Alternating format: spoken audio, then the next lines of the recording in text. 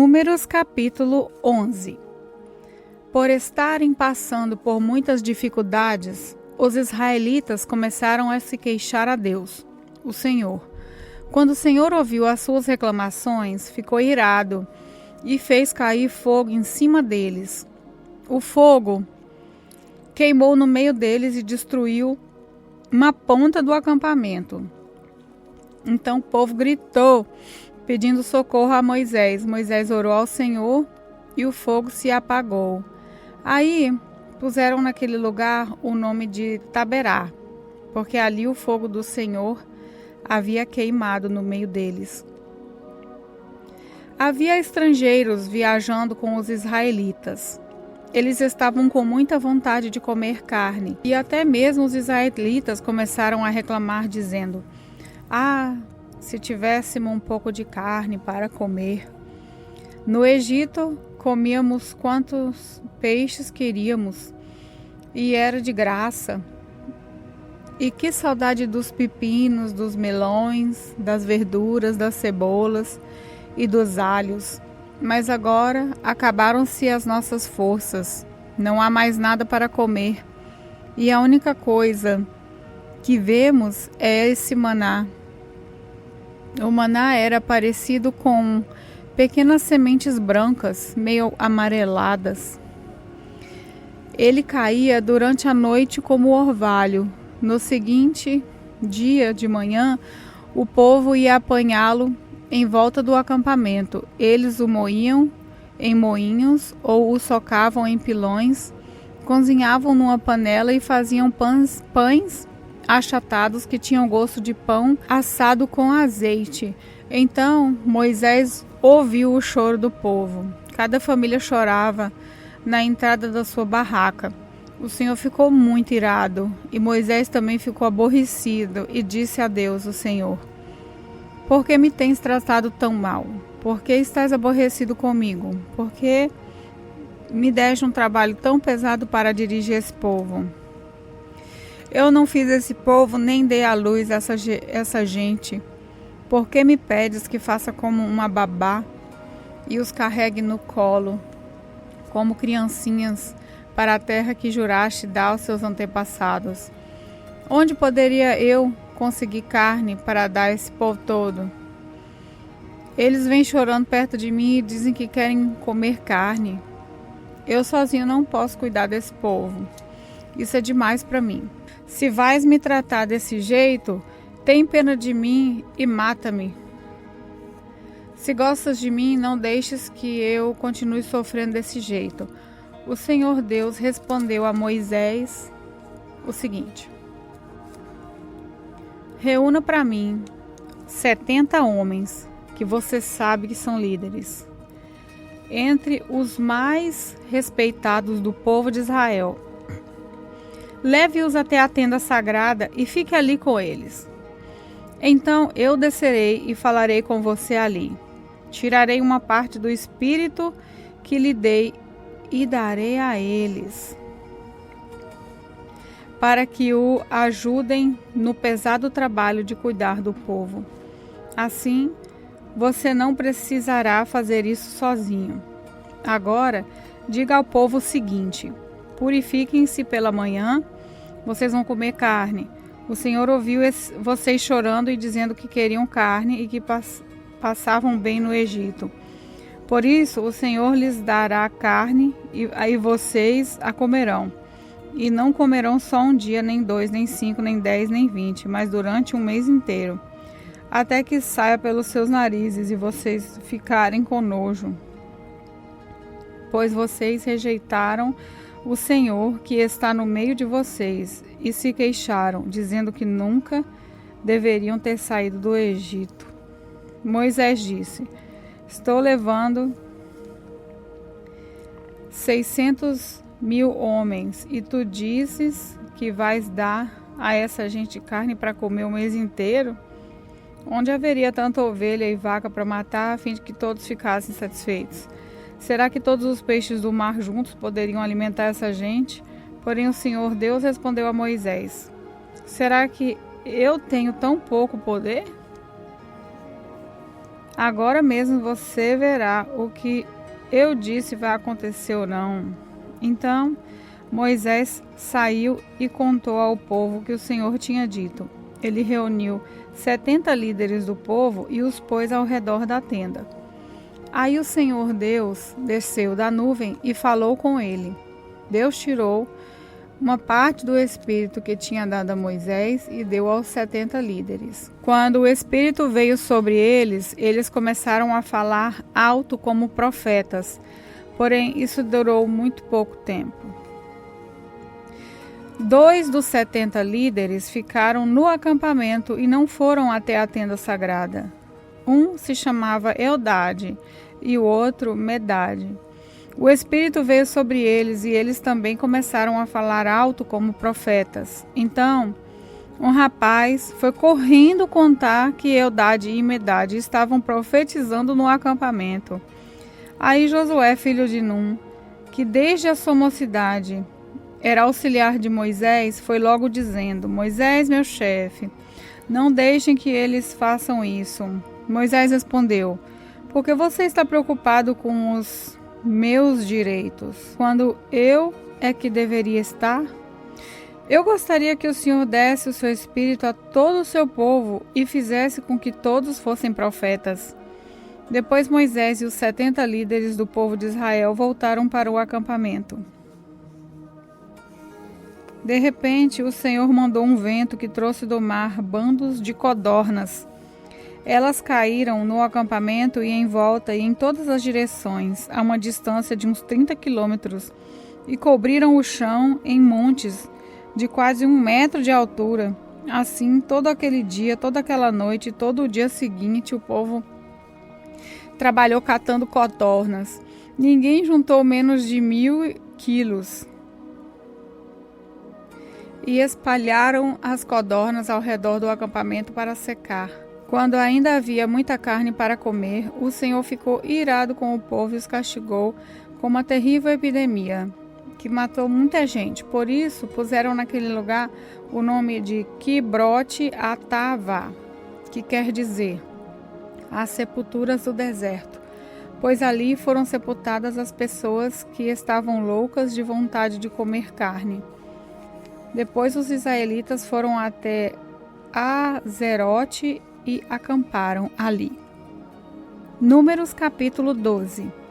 Moisés havia casado com uma mulher da Etiópia e Miriam e Arão começaram a criticá-lo por causa disso. Eles disseram: será que o Senhor tem falado somente por meio de Moisés? Será que não tem falado também por meio de nós? E o Senhor ouviu o que eles estavam dizendo. Moisés era um homem humilde, o mais humilde do mundo. Logo em seguida, o Senhor disse a Moisés, a Arão e a Miriam: vocês 3 aí, vão para a tenda sagrada. Eles foram. E o Senhor desceu na coluna de nuvem e ficou na entrada da tenda. Depois chamou Arão e Miriam e, quando eles chegaram, Deus disse: agora escutem o que eu vou dizer. Quando há profetas entre vocês, eu apareço a eles em visões e falo com eles em sonhos. Com o meu servo Moisés é diferente, pois eu o coloquei como responsável por todo o meu povo, pois eu falo com ele face a face, claramente, e não por meio de comparações. Ele até já viu a minha forma. Como é que vocês se atrevem a falar contra o meu servo Moisés? E aí o Senhor Deus foi embora muito irado com eles. Assim que Deus saiu, a nuvem que estava sobre a tenda desapareceu. No mesmo instante, Miriam foi atacada por uma terrível doença de pele, que ficou branca como a neve.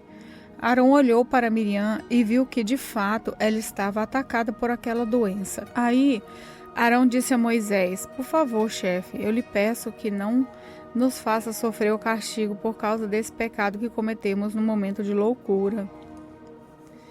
Não deixe que Miriam seja como um aborto que nasce com metade do corpo destruído. Então Moisés orou assim a Deus o Senhor: ó Deus, eu te peço que a cures. E o Senhor respondeu a Moisés: Se o pai de Miriam tivesse cuspido no rosto dela, ela teria ficado humilhada durante 7 dias.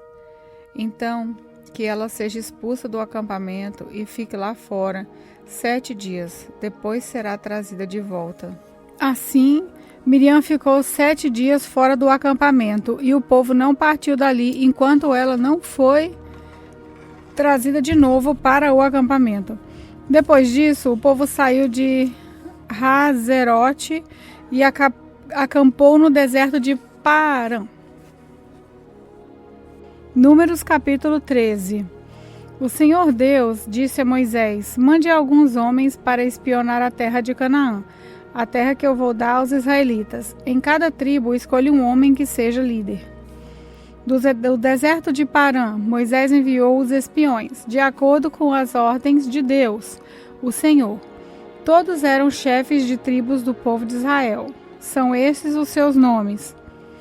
Da tribo de Ruben, Samuá, filho de Zacu. Tribo de Simeão, Zafate, filho de Ori. Da tribo de Judá, Calebe, filho de Jefoné. Da tribo de Isacar, Igal, filho de José.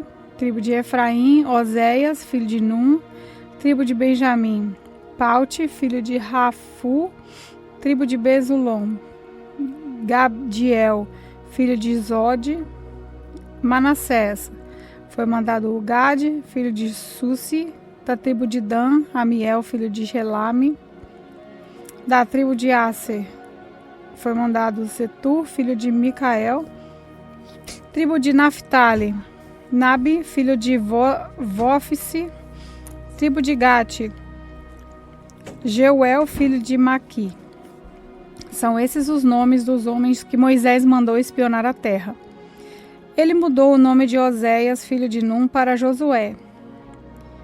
Quando Moisés os mandou espionar a terra de Canaã, disse a esses homens o seguinte: vão pela região sul e subam pelas montanhas. Vejam bem que terra é essa. Vejam também se o povo que mora nela é forte ou fraco, se são poucos ou muitos. Vejam se a terra onde esse povo mora é boa ou ruim, se as suas cidades têm muralhas ou não.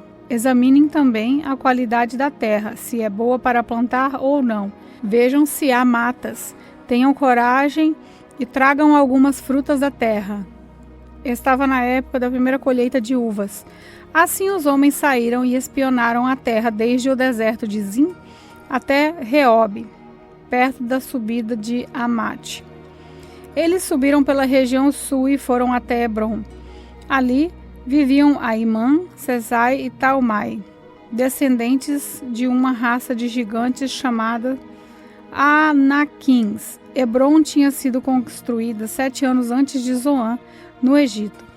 Depois chegaram ao vale de Escol e ali cortaram um galho de uma parreira com um cacho de uvas, que 2 homens carregavam, pendurado numa vara. Eles pegaram também romãs e figos. Chamaram aquele lugar de Vale de Escol, por causa do cacho de uvas que eles haviam cortado ali. Depois de espionarem a terra 40 dias, eles voltaram a Cádiz, no deserto de Parã, onde estavam Moisés, Arão e todo o povo de Israel, e contaram a eles e a todo o povo o que tinham visto e mostraram as uvas que haviam trazido da terra. Eles diziam a Moisés: nós fomos até a terra onde você nos enviou. De fato, ela é boa e rica, como se pode ver com essas frutas, mas os que moram lá são fortes e as cidades são muito grandes e têm muralhas. Além disso, vimos ali descendentes dos gigantes. Os amalequitas moram na região sul da terra. Os heteus, os jebuseus e os amorreus moram nas montanhas. Os cananeus vivem perto do mar Mediterrâneo, na beira do rio Jordão. Aí o povo começou a reclamar contra Moisés, mas Calebe os fez calar e dizer: vamos atacar agora e conquistar a terra deles. Nós somos fortes e vamos conseguir isso. Porém, os outros que tinham ido com ele disseram: Não podemos atacar aquela gente, pois é mais forte do que nós. Assim, espalharam notícias falsas entre os israelitas a respeito da terra que haviam espionado. Eles disseram: aquela terra não produz o suficiente nem para alimentar os seus moradores, e os homens que vimos lá são muito altos. Também vimos ali gigantes, os descendentes de Anak. Perto deles, nós nos sentíamos tão pequenos como gafanhotos, e para eles também parecíamos gafanhotos. Números capítulo 14. Então, naquela noite, todo o povo gritou e chorou. Todos os israelitas reclamaram contra Moisés e Arão e disseram: seria melhor que tivéssemos morrido no Egito ou mesmo neste deserto. Por que será que o Senhor Deus nos trouxe para essa terra? Nós vamos ser mortos na guerra e as nossas mulheres e os nossos filhos vão ser presos. Seria bem melhor voltarmos para o Egito. E disseram uns aos outros: vamos escolher outro líder e voltar para o Egito. Então Moisés e Arão se ajoelharam e encostaram o rosto no chão diante de todo o povo. E Josué, filho de Num, e Calebe, filho de Jefoné, 2 dos líderes que haviam espionado a terra, rasgaram as suas roupas em sinal de tristeza e disseram ao povo: a terra que fomos espionar é muito boa mesmo. Se o Senhor Deus nos ajudar, Ele fará com que entremos nela e nos dará aquela terra, uma terra boa e rica. Porém não sejam rebeldes contra o Senhor e não tenham medo do povo daquela terra. Nós os venceremos com facilidade. O Senhor está com a gente e derrotou os deuses que os protegiam, portanto não tenham medo. Apesar disso, o povo ameaçou matá-los a pedradas, mas de repente todos viram a glória do Senhor aparecer sobre a tenda sagrada. O Senhor Deus disse a Moisés: até quando esse povo vai me rejeitar? Até quando não vão crer em mim, embora eu tenha feito tantos milagres entre eles? Vou mandar uma epidemia para acabar com eles. Porém, falei com que os descendentes de você sejam um povo maior e mais forte do que eles. Mas Moisés respondeu ao Senhor: com o teu poder tiraste do Egito essa gente. Quando os egípcios souberem do que vais fazer com esse povo, eles contarão isso aos moradores dessa terra. Estes já sabem que tu, ó Senhor Deus, estás com a gente e que és visto claramente quando a tua nuvem para sobre nós.